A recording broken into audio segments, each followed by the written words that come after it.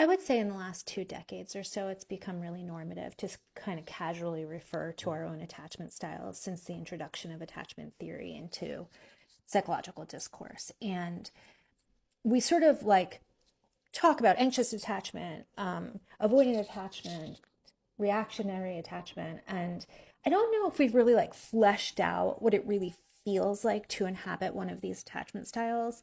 And I wanted to take like a minute just to talk about what it really feels like to be an anxiously attached person. And I'm describing that partly as a therapist and also as an anxiously attached person.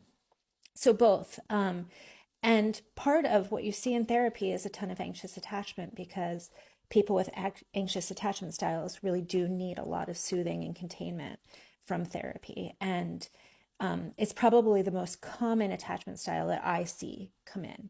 But speaking from my personal experience, what it's like to live with an anxious attachment style is like unbelievably difficult. And I do think it's somewhat of a form of psychological torture, which involves the following feelings. One, if you haven't talked to somebody in like 6 hours, there's a good chance that they might be dead, and you need to be in touch with them in some way to make sure that they still have a pulse. It's not that you want to talk to them, it's just that you want to know that they're still alive.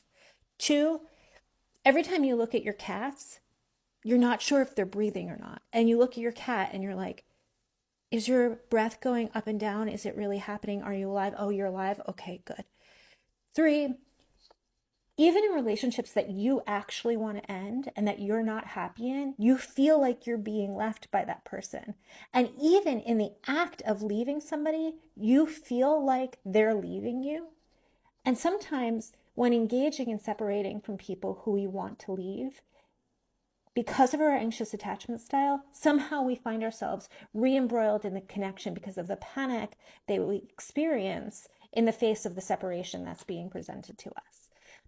So I just wanted to like shine a little light inside what an attachment style, specifically an anxious attachment style, actually feels like beyond the literature, and to share the reality of it and maybe connect around it.